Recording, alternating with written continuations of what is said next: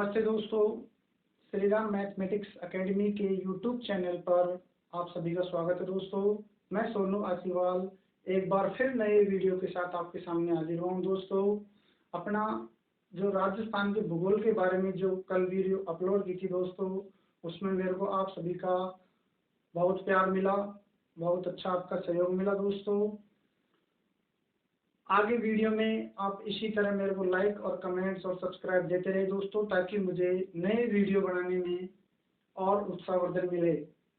दोस्तों, कल अपन ने बात की थी राजस्थान का भूगोल, उसमें अपन ने बात कर ली थी राजस्थान के कुछ बिंदु थे दोस्तों। उन बिंदुओं को अपन ने दो भागों में विभक्त किया था। पहले भाग में अपन ने पढ़ा राजस्थान का विस्तार, स्थिति, आकृति और आकार, और दूसरे भाग में रखा था दोस्तों राजस्थान का भौतिक स्वरूप। पहले भाग में अपन राजस्थान की स्थिति के बारे में कुछ चर्चाएं की थी दोस्तों अपन ने। उसमें अपन ने बात की थी कि राजस्थान ग्लोब या विश्व में कहाँ अवस्थित है। महाद्वीप में बात करें तो एशिया महाद्वीप में राजस्थान की स्थिति कहाँ है, और जो भारत है उसमें भारत में राजस्थान की अवस्थिति की अपन ने बात की थी दोस्तों। उसी के संदर्भित बिंदु चल रहा था अपना सूर्य के सापेक्ष राजस्थान की स्थिति। इसमें अपन ने कुछ चर्चाएं की थी दोस्तों। वीडियो को आगे बढ़ाने से पहले दोस्तों सब्सक्राइब जरूर करें। दोस्तों, वीडियो को आगे बढ़ाते हैं। अपन ने कल बात कर ली थी दोस्तों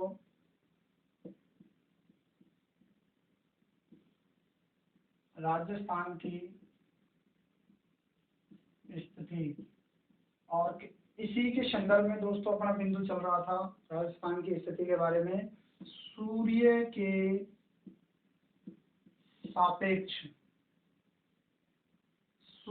सापेक्ष राजस्थान की स्थिति। दोस्तों, अपन ने कल बात कर ली थी सूर्य के सापेक्ष में दो बिंदुओं पर चर्चा करेंगे दोस्तों अपन। एक तो होगा अपना सीधापन और एक होगा तिरछापन। सीधेपन और तिरछेपन।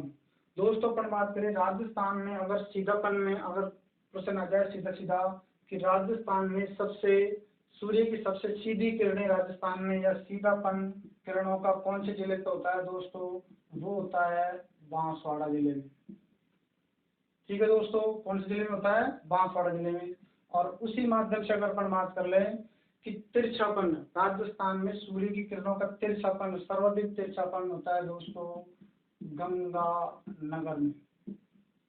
गंगानगर पर सर्वाधिक तिरछी किरणें पड़ती हैं दोस्तों। अब इसको थोड़ा अपन राजस्थान के नक्शे में देखते हैं दोस्तों। देखिए, ये ग्लोब के माध्यम से देखते हैं अपन, और इसी में राजस्थान का नक्शा बनाएंगे। ये है 0 डिग्री अक्षांश रेखा और ये है भूमध्य रेखा। दोस्तों, अपन बात करते हैं जब सूर्य सीधा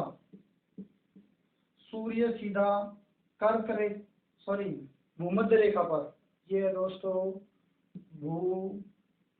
भूमध्य रेखा, इसी को ही कहा जाता है 0 डिग्री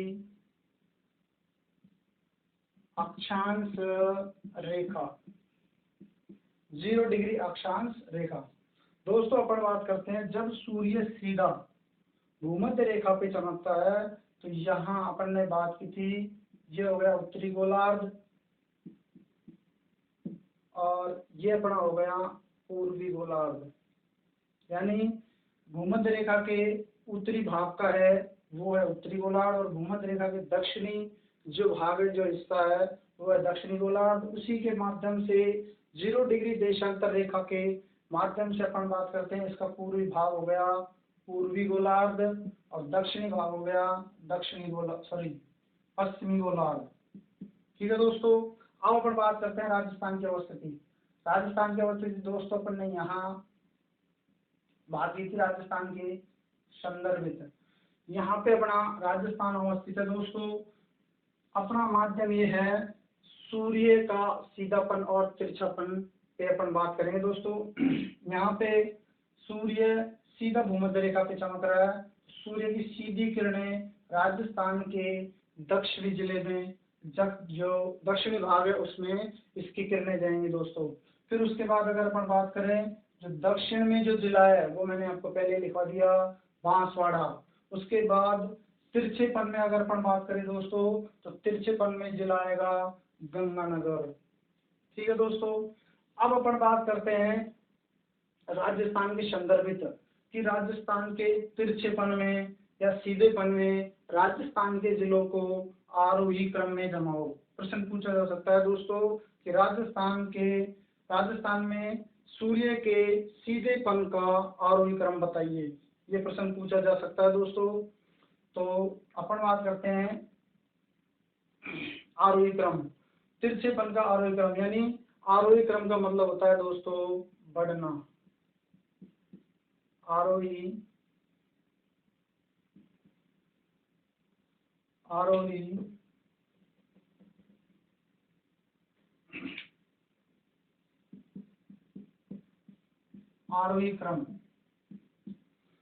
क्रम यानी अपन बात करते हैं सूर्य के सीधेपन का आरोही क्रम बताना है अपन को दोस्तों। आरोही क्रम का मतलब होता है बढ़ना। या अपन बात करें दोस्तों बढ़ते हुए क्रम में, जहां सूर्य का प्रकाश या किरणें किसी दिशा की ओर बढ़ रही हो। जैसे अपन बात करते हैं, अब यहाँ से अपन ने बात की थी दोस्तों बांसवाड़ा है, और बांसवाड़ा के जस्ट ऊपर डूंगरपुर, और डूंगरपुर के थोड़ा ऊपर उदयपुर, इधर प्रतापगढ़, चित्तौड़गढ़ के नीचे, और फिर इधर झालावाड़, और इस तरीके से करते करते ये ऊपर उत्तरी ओर चला जाता है। तो दोस्तों अपन बात करें जिलों की आरोही क्रम में जो जिले आते हैं उनकी बात करते हैं दोस्तों। जैसे आरोही क्रम में बढ़ते हुए क्रम में अपन बात करेंगे जैसे गंगानगर। ठीक है। फिर उसके बाद बात करते हैं हनुमानगढ़।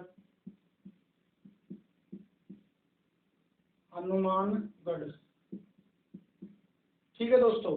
और हनुमानगढ़ के बाद चूरू आता है, फिर बीकानेर आता है, फिर नागौर आता है। इस तरीके से जिधर सीधापन होता है इसका उस तरफ ये बढ़ता जाता है। और अंतिम छोर पे अगर अपन बात करें तो यहाँ आएगा डूंगरपुर, और यहाँ पे आ जाएगा बांसवाड़ा। डूंगरपुर और यहाँ पे आ जाएगा बांसवाड़ा। ठीक है दोस्तों, ये युग्म अलग है और ये दो युग्म अलग अलग हैं। यानी श्रीगंगानगर समझाएंगे, ऊपर से आएंगे बढ़ना, यानी सूर्य की किरणों का जो सीधापन है वो बढ़ना, अपन को वो देखना है। गंगानगर से चलेंगे, फिर उसके बाद हनुमानगढ़ आएंगे, चूरू आएंगे, बीकानेर आएंगे, नागौर आएंगे। इस तरीके से अपन आगे बढ़ते जाएंगे दोस्तों। तो सूर्य का सीधापन बढ़ता जाएगा। तो सीधापन का अगर अपन बात करें आरोही क्रम, राजस्थान में सूर्य के सीधोपन का आरोही क्रम जो जिले हैं दोस्तों हनुमानगढ़, गंगानगर, चूरू, बीकानेर और नागौर, इस तरीके से आगे बढ़ते जाते हैं। और अंतिम छोर जो आता है जिला डूंगरपुर और बांसवाड़ा। बांसवाड़ा का बिल्कुल मैंने आपको सामने लिख रखा है दोस्तों, सीधापन बांसवाड़ा जिले में जाके पूर्ण हो जाता है, यानी सीधा जिला है जिस पर सीधी किरणें पड़ती हैं। बांसवाड़ा जिला है जिसपे सीधी किरणें पड़ती हैं। ठीक है दोस्तों, यहाँ तक आपको समझ में आ गया होगा। उसी के माध्यम से अगर अपन बात करें, प्रश्न हमसे उल्टा भी पूछा जा सकता है दोस्तों। प्रश्न हमसे उल्टा भी पूछा जा सकता है कि इसके विपरीत उल्टा, यानी कैसे राजस्थान की सूर्य के संबंध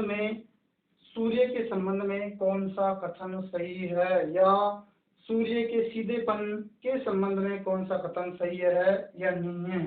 उसके माध्यम से दोस्तों जब भी हम राजस्थान के दक्षिण में उत्तर से दक्षिण की ओर,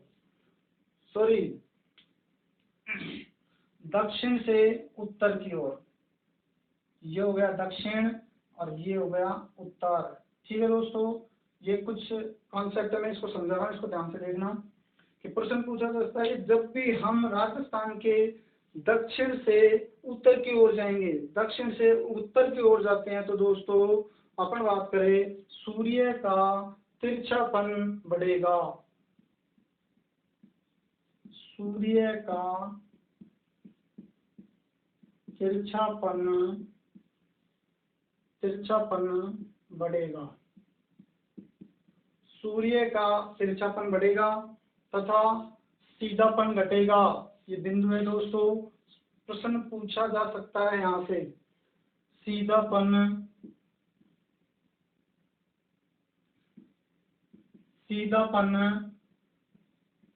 बढ़ेगा, सॉरी घटेगा, सीधापन घटेगा। और एक तीसरा कॉन्सेप्ट हो रहता है दोस्तों इसी में, सूर्य के तिरछेपन का आरोही क्रम। यहीं से अपन बात करेंगे दोस्तों।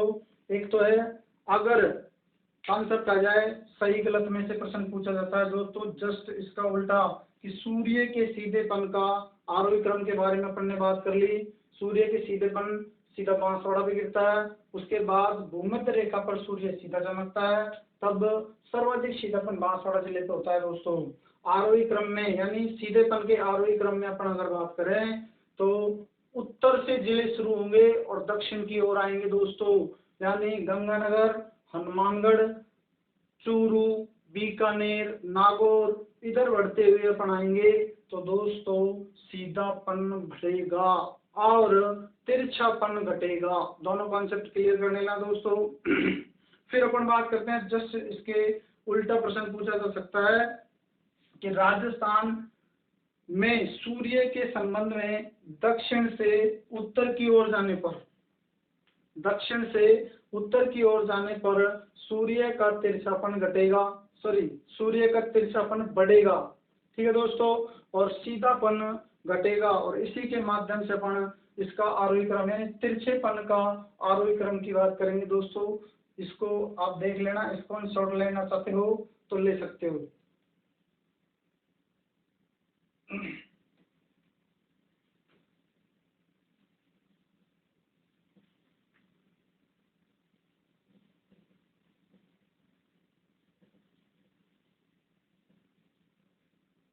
स्क्रीनशॉट लेना चाहते हो तो ले सकते हो दोस्तों, वो अपन ने पहले बात कर ली। आगे देखो दोस्तों, आगे अपन बात करते हैं तिरछेपन का आरोही क्रम, तिरछेपन का आरोही क्रम। सूर्य के तिरछेपन का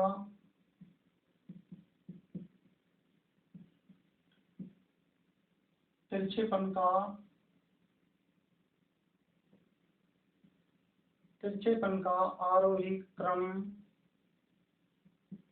बताइए। इसमें दोस्तों जिलों के नाम बताने हैं अपन को, जिलों के नाम बताने हैं दोस्तों, ठीक है। अब अपन बात करते हैं इसमें कि अपन वही है, अपन सीधेपन में तो श्रीगंगानगर से चले थे, सीधापन अगर अपन को बढ़ाना है, सीधापन बढ़ाना है तो गंगानगर की ओर से चलेंगे, और तिरछापन बढ़ाना है तो बांसवाड़ा से अपन उत्तर की ओर जाएंगे, यानी दक्षिण से उत्तर की ओर जाएंगे दोस्तों। तो इसमें जिला आएगा पहले बांसवाड़ा, ठीक है ना। तिरछेपन का आरोही क्रम बांसवाड़ा, बांसवाड़ा में सर्वाधिक सीधी किरणें पड़ती हैं और अपन बात करें तिरछी किरणें कम पड़ती हैं। फिर उसके बाद बांसवाड़ा से आगे जाएंगे डूंगरपुर, ठीक है दोस्तों। ये यहाँ मैं आपको लिख देता हूँ और मैप के माध्यम से बता दूंगा। डूंगरपुर, और डूंगरपुर के बाद प्रतापगढ़ जो चित्तौड़गढ़ के नीचे अवस्थित है, प्रतापगढ़। फिर उसके बाद झालावाड़, और झालावाड़ के बाद दोस्तों उदयपुर आता है, उदयपुर। दोस्तों आप ये ध्यान रखना है कि दोस्तों जो छात्र हैं जो स्टूडेंट्स है वो सीधा अंदाजा लगा लेते हैं कि बांसवाड़ा, डूंगरपुर, प्रतापगढ़ और सीधा उदयपुर लगा देते हैं। दोस्तों गलत है, ध्यान रखना। उदयपुर भूमध्य रेखा से तथा कर्क रेखा से झालावाड़ नजदीक है और उदयपुर थोड़ा ऊपर पड़ता है दोस्तों, मैप के माध्यम से आपने अगर देखा हो तो। ठीक है दोस्तों, तो ये हो गया था तिरछेपन का आरोही क्रम। अब अपन बात करते हैं दोस्तों कि सूर्य के सापेक्ष स्थिति को लेकर भी हमसे प्रश्न पूछे जा सकते हैं। उनके बारे में अपन ने बात कर ली। प्रश्न किस माध्यम से पूछा जाएगा ये और देख लेते हैं अपन। सूर्य के संबंध में सही क्रम या सही युग्म कौन सा है, सूर्य के तिरछेपन में सही युग्म कौन सा है, इस तरीके से प्रश्न पूछा जा सकता है दोस्तों कि सूर्य के संबंध में सही क्रम या सही युग्म कौन सा है। और ये ऑप्शन दे देगा दोस्तों बांसवाड़ा, डूंगरपुर, प्रतापगढ़, झालावाड़ और उदयपुर। फिर अपना उत्तर यही सही होगा। ठीक है दोस्तों, ये था सीधापन और तिरछापन। एक बेसिक चीज और बता देता हूँ दोस्तों अपन। राजस्थान में उत्तर से दक्षिण की ओर जाने पर, उत्तर से दक्षिण की ओर जाने पर तिरछापन कम होगा और दक्षिण से उत्तर की ओर आने पर सीधापन कम होगा। ये सही कथन या असंगत या विसंगत के माध्यम से पूछा जा सकता है कि राजस्थान में उत्तर से दक्षिण की ओर आने पर, उत्तर से दक्षिण की ओर आने पर तिरछापन कम होता है और दक्षिण से उत्तर की ओर जाने पर सीधापन कम होता है। ठीक है दोस्तों, ये समझ लेना। आगे अपन बात करते हैं राजस्थान की स्थिति को लेकर। राजस्थान की स्थिति को लेकर अपन और बात करते हैं आगे।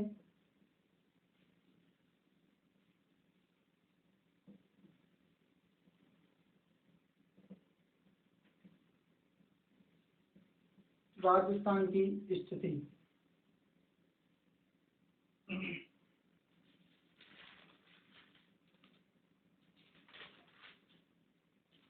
राजस्थान की स्थिति में दोस्तों अपन बात करते हैं, दो चीजें आती हैं अपने पास। एक तो है कर्क संक्रांति, ठीक है दोस्तों, और दूसरी है मकर संक्रांति। इन दोनों के बारे में चर्चा करेंगे अपन दोस्तों। कर्क संक्रांति क्या होती है और मकर संक्रांति क्या होती है। देखिए दोस्तों, इधर ध्यान दो। भूमध्य रेखा और ये भूमध्य रेखा के उत्तर में 23.5 डिग्री उत्तरी अक्षांश रेखा, 23.5 डिग्री उत्तरी अक्षांश रेखा, ये है 0 डिग्री अक्षांश रेखा, 0 डिग्री अक्षांश रेखा। इसके संबंध में दोस्तों अपन बात करेंगे। जब सूर्य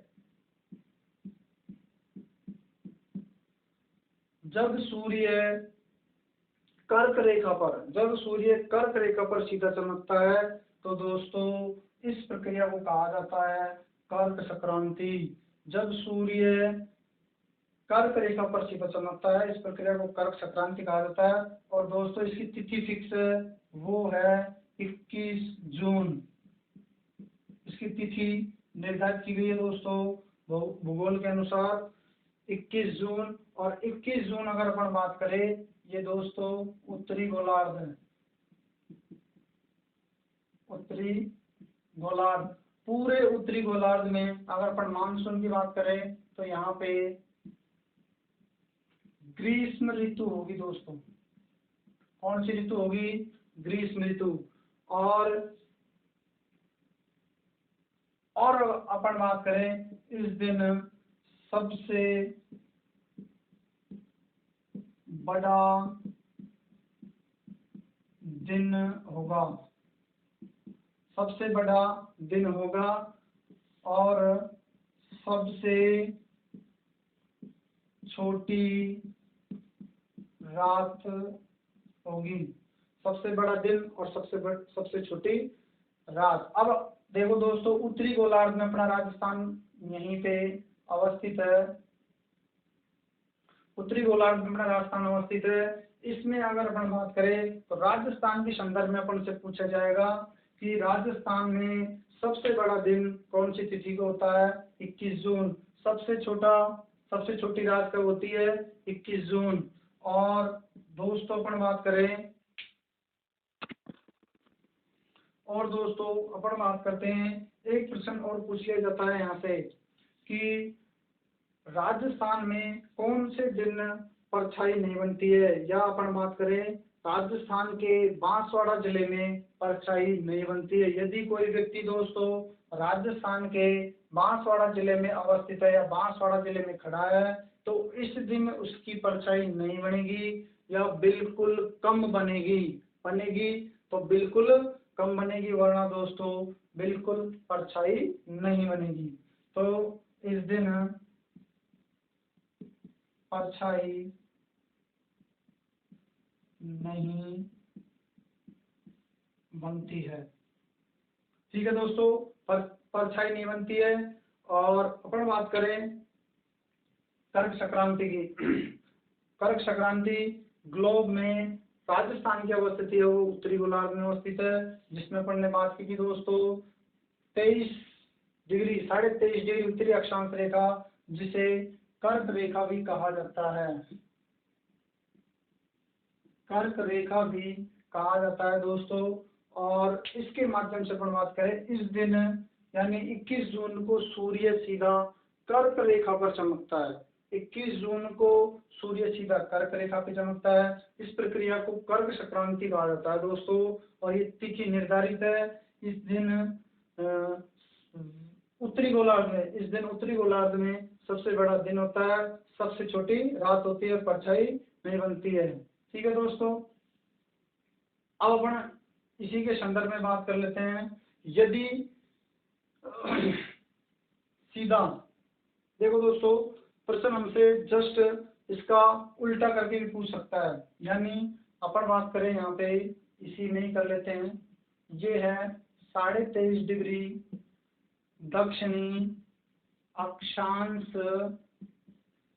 रेखा। 23.5 डिग्री दक्षिणी अक्षांश रेखा। तो दोस्तों अपन बात करते हैं कि 21 जून को दक्षिणी गोलार्ध में 21 जून को दक्षिणी गोलार्ध में सबसे छोटा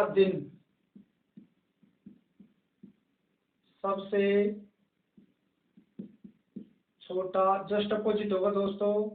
उत्तरी गोलार्ध से दक्षिणी गोलार्ध होगा, दोनों का उल्टा होगा। सबसे छोटा दिन होगा, सबसे बड़ी रात होगी दोस्तों।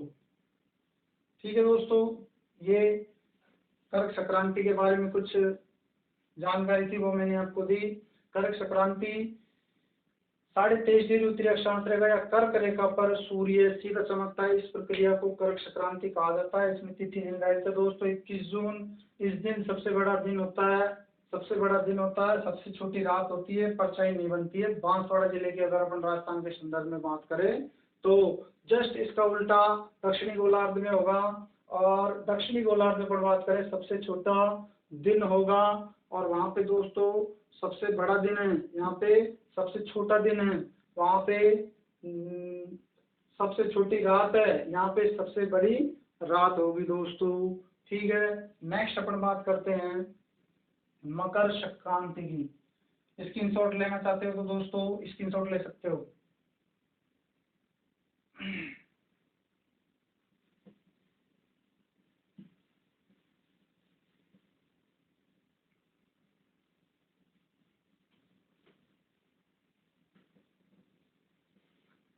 आगे अपन बात करते हैं दोस्तों मकर संक्रांति।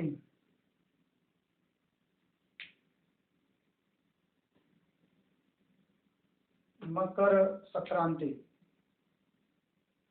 मकर संक्रांति में दोस्तों अपन बात करते हैं, ये अपन ने भूमध्य रेखा, ठीक है, और दक्षिण में स्थित 23.5 डिग्री दक्षिणी अक्षांश रेखा, 23.5 डिग्री दक्षिणी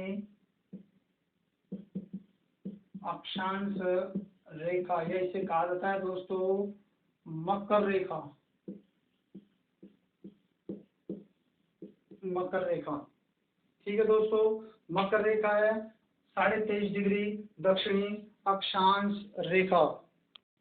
दोस्तों मकर संक्रांति के बारे में अपन बात करते हैं दोस्तों। यहाँ ये सूर्य बना हुआ है दोस्तों,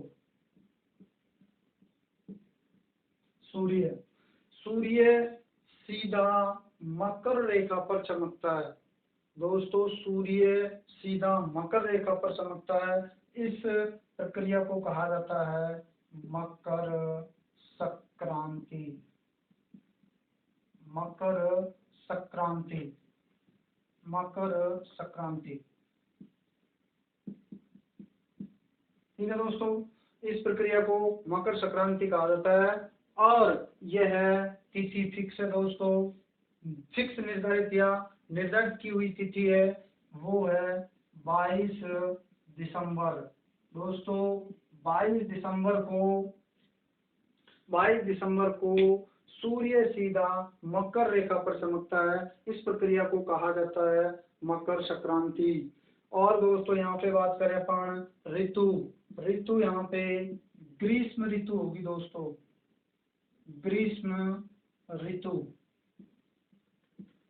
अब अपन से इसके माध्यम से यानी दक्षिणी गोलार्ध में स्थित प्रक्रिया के विपरीत राजस्थान से संदर्भ में अपन से प्रश्न पूछेगा दोस्तों। राजस्थान में पूछा जा सकता है कि इस समय यानी मकर संक्रांति को या 22 दिसंबर को जब सूर्य सीधा मकर रेखा पर चमकता है तो उत्तरी गोलार्ध में कौन सी ऋतु होगी। तो दोस्तों अपन बात करें यहाँ पे शीत ऋतु होगी। कौन सी ऋतु होगी दोस्तों, शीत ऋतु। यहाँ पे शीत ऋतु होगी और यहाँ पे सबसे छोटा दिन होगा दोस्तों, सबसे छोटा दिन।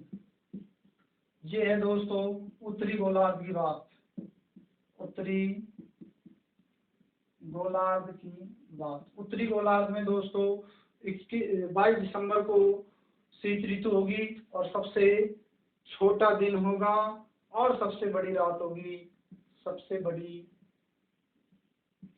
रात, ठीक है दोस्तों। ये कुछ सूर्य के सापेक्ष हमको कुछ बिंदु दिए हुए थे। कई बोल रहे हैं कि मकर संक्रांति 14 जनवरी को आती है दोस्तों। मकर संक्रांति अपन बात करें वो खगोलीय घटनाओं के माध्यम से है और ये अपने भौगोलिक घटनाओं के माध्यम से है दोस्तों, ठीक है। ये मैंने आपको बता दिया कि चारों के संदर्भ में अपन से प्रश्न पूछा जा सकता है कि मकर संक्रांति या कर्क संक्रांति कौन सी तिथि को होती है। तो दोस्तों 21 जून को कर्क संक्रांति, 22 दिसंबर को मकर संक्रांति। इस दिन 22 दिसंबर को सूर्य सीधा मकर रेखा पर चमकता है। इस प्रक्रिया को मकर संक्रांति कहा जाता है। और दक्षिणी गोलार्ध में दोस्तों, दक्षिणी गोलार्ध में ग्रीष्म ऋतु होगी। उत्तरी गोलार्ध में जस्ट अपोजिट होगा, यहाँ पे शरद ऋतु या शीत ऋतु होगी। यहाँ पे सबसे छोटा दिन होगा और यहाँ पे सबसे बड़ी रात होगी दोस्तों। राजस्थान के संदर्भ में यही प्रश्न पूछा जाता है कि राजस्थान में कौन सी तिथि को सबसे छोटा दिन होता है। तो दोस्तों 22 दिसंबर को राजस्थान में सबसे छोटा दिन होगा और 22 दिसंबर को ही सबसे बड़ी रात होगी राजस्थान में, या अपन बात करते हैं पूरे उत्तरी गोलार्ध की, ठीक है दोस्तों। आप इसका स्क्रीनशॉट ले सकते हो।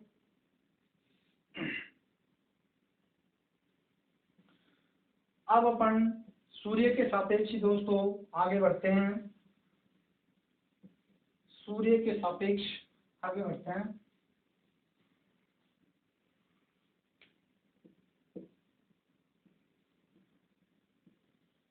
सूर्य के सापेक्ष राज्य की स्थिति,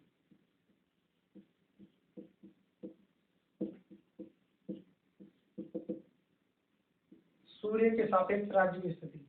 दोस्तों अब अपन बात करते हैं, अपने पास अगला कॉन्सेप्ट है, एक तो है वसंत विषुव,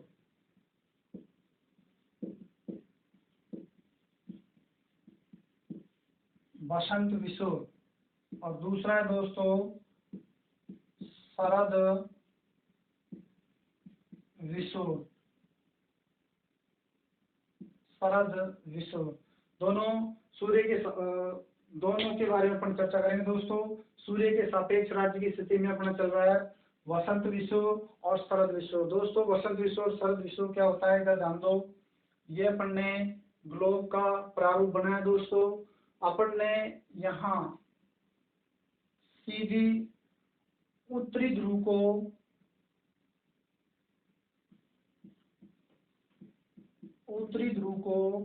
दक्षिणी ध्रुव से, उत्तरी ध्रुव को दक्षिणी ध्रुव से 0 डिग्री देशांतर के रूप में मिलाया दोस्तों। ये उत्तरी ध्रुव और ये दक्षिणी ध्रुव, ठीक है दोस्तों। उसी के समकक्ष अपन बात करते हैं अक्षांश रेखा के संबंध में, जिसे अब कहते हैं भूमध्य रेखा, यानी भूमध्य रेखा कहा जाता है दोस्तों। इसे भूमि को या पृथ्वी को या ग्लोब को दो भागों में विभक्त करने वाली रेखा है भूमध्य रेखा, ठीक है दोस्तों। आगे पर बात करते हैं कि वसंत विषुव क्या होता है दोस्तों। जब सूर्य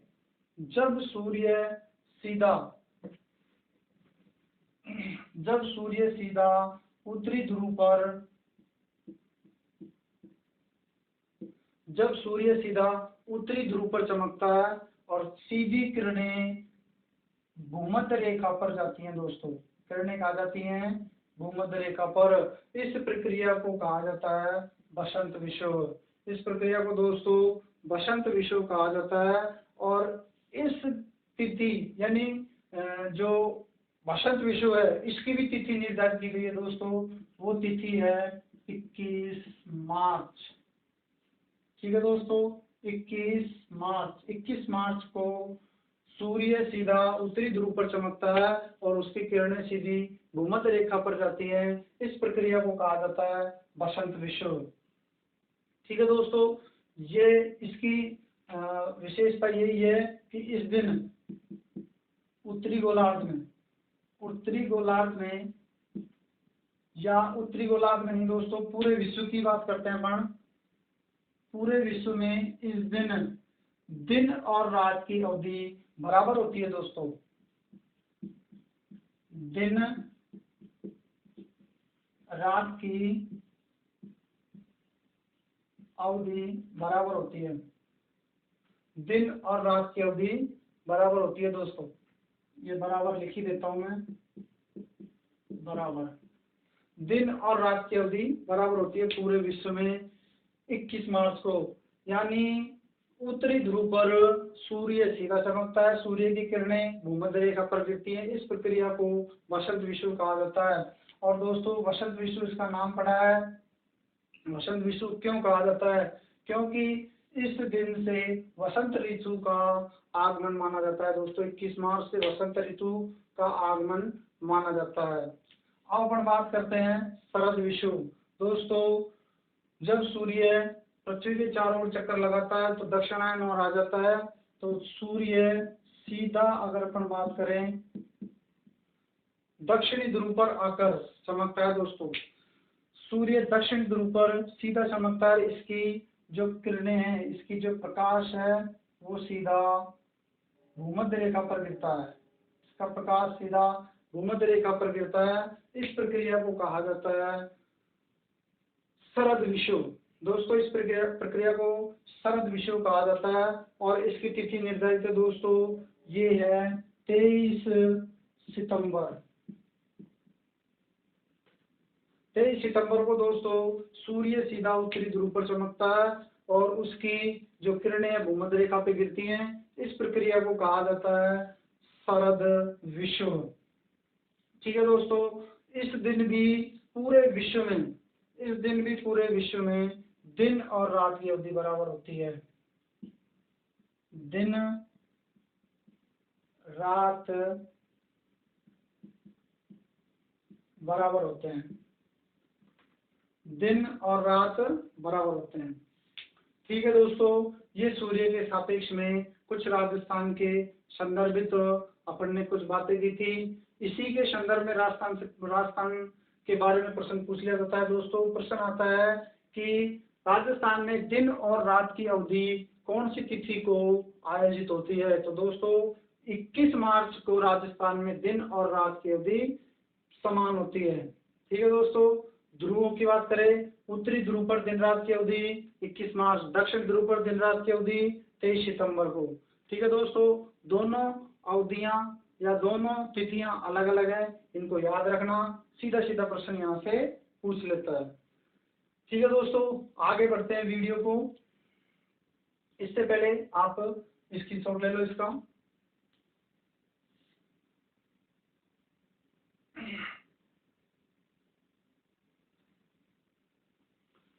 अब आगे बात करते हैं दोस्तों अपन राजस्थान के विस्तार की।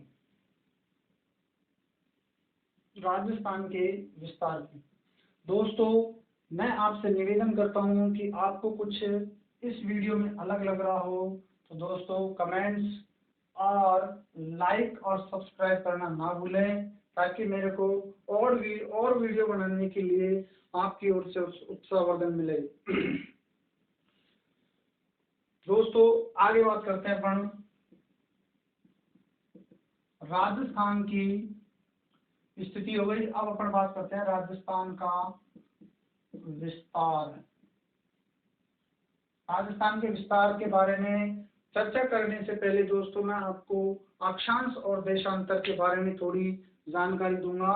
मेरे पास कमेंट्स आ रहे थे दोस्तों कि सर अक्षांश और देशांतर के बारे में थोड़ा अच्छा अध्ययन करवाया जाए, ताकि हमको ठीक ढंग से समझ आए राजस्थान का विस्तार। ठीक है दोस्तों, उससे पहले अपन बात करते हैं अक्षांश।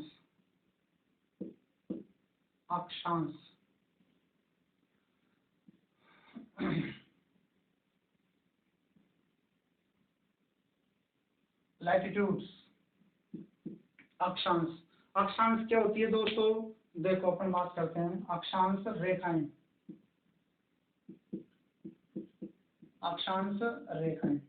अक्षांश रेखाओं के बारे में अपन बात करते हैं ग्लोब के माध्यम से। दोस्तों मैं आपको समझा रहा हूँ। ग्लोब मैंने आपको बताया था, जो पृथ्वी का ग्लोब है, जो प्राकृतिक संदर्भित या हमारी प्रकृति को या पृथ्वी को संदर्भित करने वाला एक प्रारूप है दोस्तों ग्लोब। इसमें जो मध्य वाली रेखा है इसे कहा जाता है दोस्तों भूमध्य रेखा, या इसे कहा जाता है 0 डिग्री अक्षांश रेखा। 0 डिग्री अक्षांश रेखा। अब अपन बात करते हैं अक्षांश रेखाएं क्या होती हैं। मैंने दोस्तों यहाँ पे लिख तो दिया 0 डिग्री अक्षांश रेखा, लेकिन इसको मैं डेफिनेट कर रहा हूँ, डेफिनेशन दे रहा हूँ दोस्तों, इसकी परिभाषा में कर रहा हूँ कि भूमध्य रेखा के समांतर खींची गई काल्पनिक रेखाएं। भूमध्य रेखा के समांतर खींची गई काल्पनिक रेखाएं जो उत्तर से दक्षिण तक की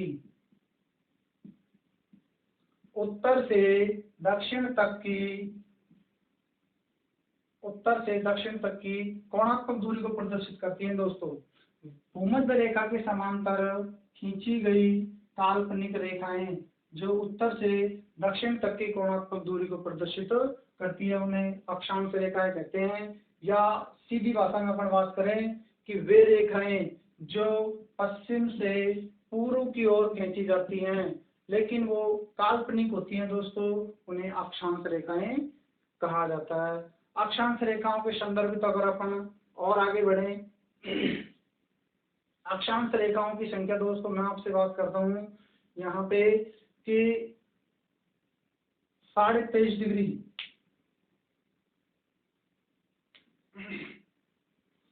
23.5 डिग्री, 23.5 डिग्री,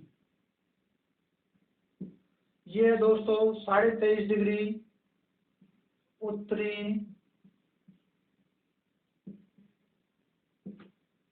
अक्षांश रेखा, 23.5 डिग्री उत्तरी अक्षांश रेखा, और यह 23.5 डिग्री दक्षिणी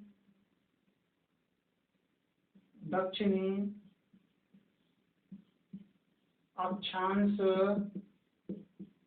रेखा। इसे कहा जाता है दोस्तों कर्क रेखा, इसे कहा जाता है मकर रेखा, मकर रेखा। फिर दोस्तों अपन बात करें, इसे कहते हैं 66.5 डिग्री, 66.5 डिग्री उत्तरी अक्षांश रेखा, और इधर 66.5 डिग्री दक्षिणी अक्षांश रेखा, दक्षिणी अक्षांश रेखा। ठीक है दोस्तों, इसे कहा जाता है आर्कटिक वृत्त,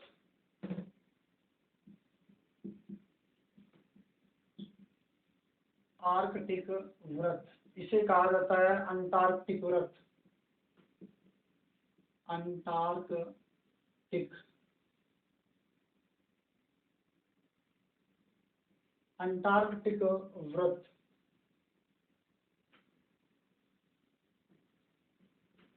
ठीक है दोस्तों, ये अपन ने बात कर ली थी। अब अपन बात करते हैं यहाँ पे 90 डिग्री उत्तरी अक्षांश, इधर 90 डिग्री उत्तरी अक्षांश, 90 डिग्री उत्तरी अक्षांश। ठीक है दोस्तों, यह इसे कहा जाता है दक्षिणी ध्रुव या उत्तरी ध्रुव। अब अपन बात करते हैं दोस्तों, आगे बढ़ते हैं वीडियो को लेके। इससे पहले मैं आपको एक चीज बता दूं दोस्तों, हम अक्षांश रेखाओं को कैसे गिन सकते हैं, यानी अपने पास प्रश्न आ जाए कि अक्षांश रेखाओं की संख्या कितनी होती है, तो दोस्तों बिल्कुल सीधा इसमें भूमध्य रेखा अपनी ये हो गई 0 डिग्री अक्षांश रेखा, ये गिनती में नहीं आ रही है। 23.5 डिग्री, 66.5 डिग्री और 90 डिग्री इधर दक्षिणी गोलार्ध में है। उत्तरी गोलार्ध में देखो 23.5 डिग्री उत्तरी अक्षांश, 66.5 डिग्री दक्षिणी उत्तरी अक्षांश रेखा, उसे आर्कटिक वृत्त कहा जाता है, और 90 डिग्री उत्तरी अक्षांश रेखा। तो दोस्तों सीधा सीधा अपन काउंट कर सकते हैं कि 90 प्लस 90, एक तो ये अपनी भूमध्य रेखा है, इससे नीचे 90 रेखाएं हैं, और यानी दक्षिणी गोलार्ध में 90 रेखाएं हैं और उत्तरी गोलार्ध में 90 रेखाएं हैं। दोनों को मिला के कितनी हो गई दोस्तों 180, 9 दूनी 18, 180 अक्षांश रेखाएं भूमध्य रेखा को छोड़ के हैं। समझ आ रही है दोस्तों, 90 और 90 180। उसके बाद अपन भूमध्य रेखा इसमें गिनती में नहीं आ रही है दोस्तों। अगर अपन बात करें 180 प्लस 1 कौन सी भूमध्य रेखा, तो बराबर में कितनी हो गई दोस्तों 181। ठीक है दोस्तों, मैं यहाँ लिख देता हूँ इसको थोड़ा ठीक ढंग से ताकि आपको समझ आए। 90 प्लस 90 बराबर 180। ठीक है दोस्तों, फिर उसके बाद 180 प्लस 1 बराबर 181। दोस्तों प्रश्न आया सीधा कि अक्षांश रेखाओं की संख्या कितनी होती है, तो अक्षांश रेखाओं की संख्या दोस्तों 181 होती है, जो मैंने आपको बता दिया किस तरीके से होती है।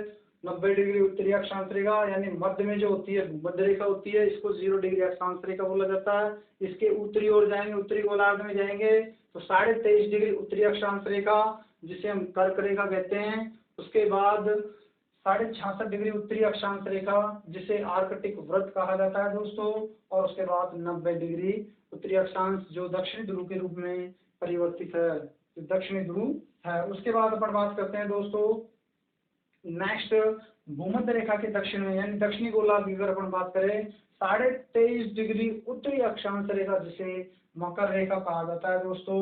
66.5 डिग्री दक्षिणी अक्षांश रेखा, सॉरी 23.5 डिग्री दक्षिणी अक्षांश रेखा जिसे कर्क रेखा कहा जाता है।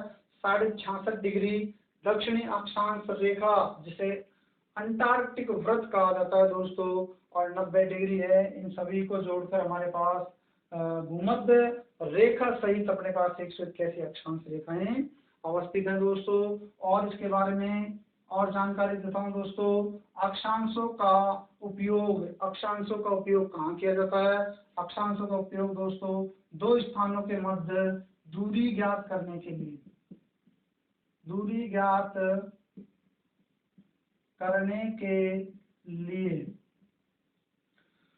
दो स्थानों के मध्य दूरी ज्ञात करने के लिए सीधा सीधा अगर प्रश्न आ जाए कि अक्षांशों का उपयोग कहाँ किया जाता है या किस माध्यम से इनका उपयोग लिया जाता है, तो दोस्तों दूरी ज्ञात करने के लिए अक्षांशों का उपयोग किया जाता है। नेक्स्ट अपन बात करें दो अक्षांशों के मध्य की दूरी दोस्तों 111 किलोमीटर है। दो अक्षांशों के मध्य की दूरी 111 किलोमीटर, और इनके मध्य का जो स्थान है उसे कहा जाता है कटिबंध या गोरे, या उसे कहा जाता है कोट। कुछ भी पूछा जा सकता है कि दो अक्षांशों के मध्य की दूरी गोरे, कोट या कटिबंध कहा जाता है दोस्तों। ठीक है, ये अक्षांश के बारे में कुछ बेसिक जानकारी थी, आप इसका स्क्रीनशॉट ले सकते हो।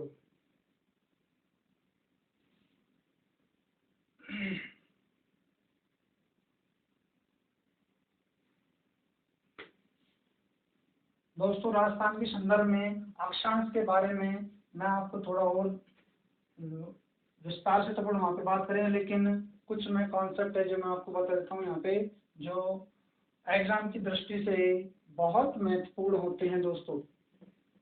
देखो अक्षांश प्रश्न पूछा जाता है, अपन राजस्थान के संदर्भ में पढ़ रहे हैं, तो प्रश्न पूछा जाता है कि राजस्थान का मध्यवर्ती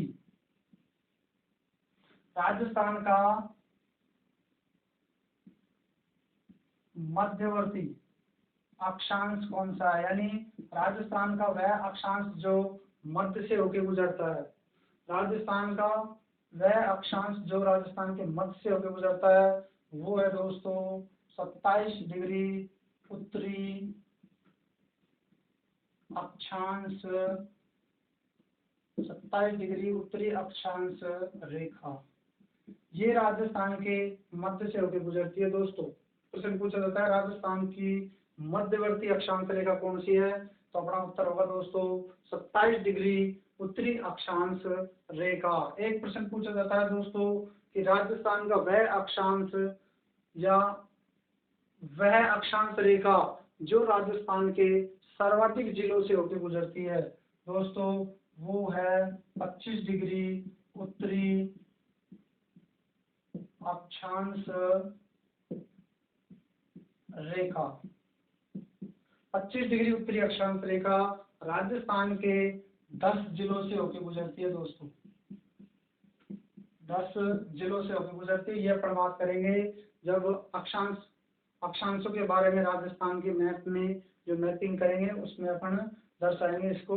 तो ये और दो कॉन्सेप्ट अपने मध्यवर्ती अक्षांश हो गया 27 डिग्री उत्तरी अक्षांश रेखा, और सर्वाधिक जिलों से गुजरने वाला अक्षांश है 25 डिग्री उत्तरी अक्षांश रेखा, राजस्थान के 10 जिलों से होकर गुजरता है। आगे पर बात करते हैं दोस्तों देशांतर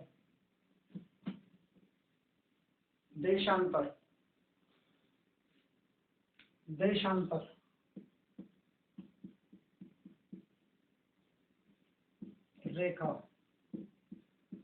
देशांतर रेखा की ऊपर बात करते हैं दोस्तों।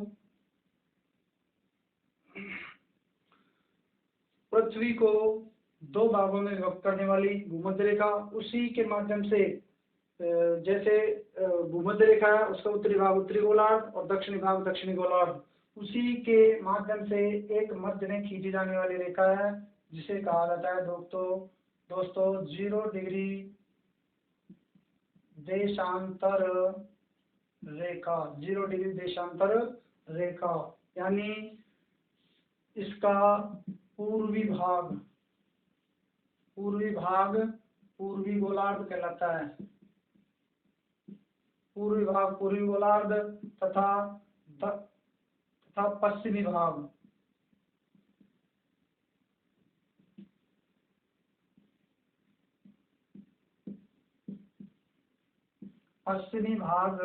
पश्चिमी गोलार्ध कहलाता है। पश्चिमी गोलार्ध कहलाता है। ठीक है दोस्तों, अब अपन बात करते हैं देशांतर रेखाओं की। देशांतर रेखाओं की परिभाषा मैं आपको बताता हूँ दोस्तों, इसे डेफिनेट कर रहा हूँ मैं इसको। भूमध्य रेखा को अपन ने कर्क रेखा से संक्षिप्त किया था, यहाँ पे विस्तार किया था। यहाँ पे अपन 0 डिग्री देशांतर रेखा से देशांतर रेखाओं का विस्तार कर रहे हैं। तो 0 डिग्री देशांतर रेखा के समांतर खींची गई काल्पनिक रेखाएं। 0 डिग्री देशांतर रेखा के समांतर खींची गई काल्पनिक रेखाएं जो उत्तर से दक्षिण तक की कोणात्मक दूरी को प्रदर्शित करती हैं। दोस्तों उन्हें देशांतर रेखाएं कहा जाता है। लेकिन ये अक्ष की ओर झुकी होती हैं। सीधी भाषा में अगर अपन बात करें, उत्तर से दक्षिण की ओर खींची जाने वाली रेखाएं जो काल्पनिक रेखाएं होती हैं उन्हें देशांतर रेखाएं कहा जाता है। दोस्तों देशांतर रेखाओं का उपयोग समय ज्ञात करने के लिए किया जाता है। समय ज्ञात करने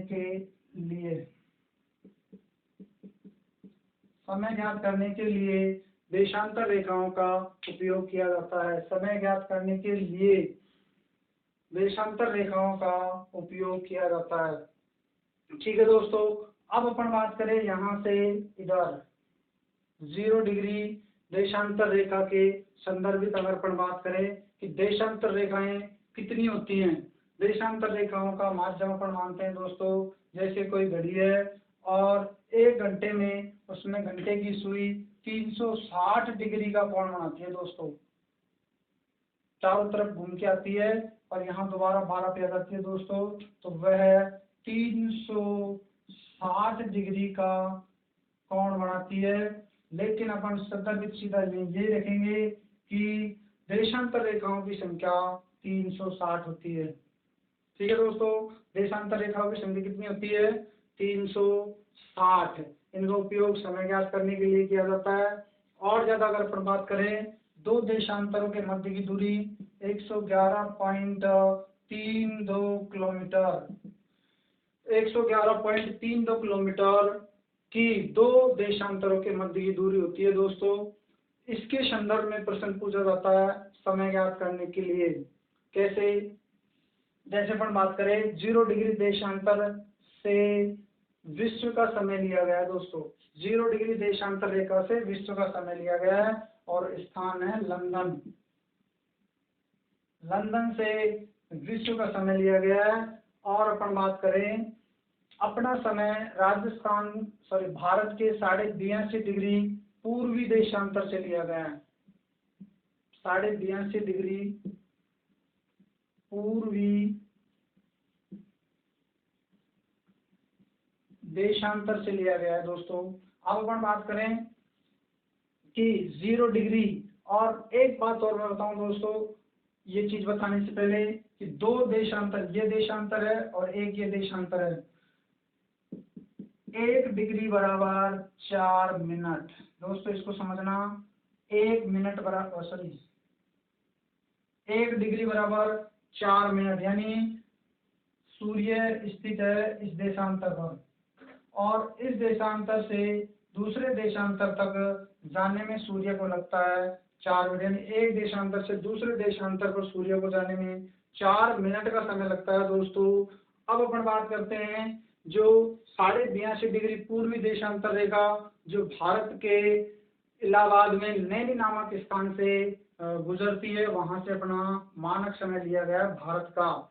अब दोस्तों पर बात करते हैं कि आपने सुना होगा 5.5 घंटे, 5.5 घंटे अपन विश्व के समय से आगे हैं। 5.5 घंटे अपन विश्व के समय से आगे हैं दोस्तों। मैं इसको ऊपर लिख देता हूँ यहाँ पे 5.5 घंटे, 5.5 घंटे विश्व के समय से आगे हैं अपन। अब वो कैसे हैं इसको समझो। मैंने अभी बात की थी लंदन से विश्व का समय लिया गया है और 0 डिग्री देशांतर से लिया गया है दोस्तों। अब अपन 0 डिग्री देशांतर से पूर्वी देशांतर की ओर बढ़ेंगे, जैसे 0, 1, 2, 3, 4, 5, 6, 7, 8, 9, 10, 20, 30, 40, 50, 60, 70, 80 देशांतर पे जाके रुक जाएंगे दोस्तों अपन। यानी 80 के मध्य में 82.5 डिग्री पूर्वी देशांतर रेखा गुजरती है।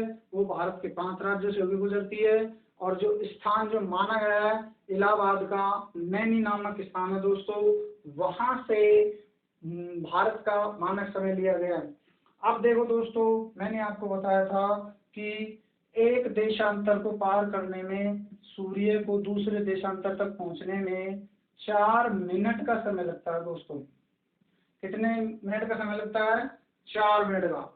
4 मिनट एक देशांतर को पार करने में लग रहा है, तो आप लगा सकते हो दोस्तों। लगभग अपन बात करें 82.5, इसमें स्पष्ट दिया हुआ है कि भारत का समय 82.5 डिग्री पूर्वी देशांतर से लिया हुआ है। तो यहाँ पे एक देशांतर को पार करने में 4 मिनट का समय लग रहा है, तो 82.5 गुना 4 कर लो दोस्तों, और जो भी मिनट आती है उसको आप घंटे में कन्वर्ट कर लो। लगभग 5.5 घंटे आएगा दोस्तों। ठीक है दोस्तों, ये थी देशांतर रेखाएं। देशांतर रेखाएं जो 0 डिग्री देशांतर रेखा के समांतर खींची गई काल्पनिक रेखा है। मैं पुनः परिभाषित कर देता हूँ, पुनः इसको समझा देता हूँ दोस्तों।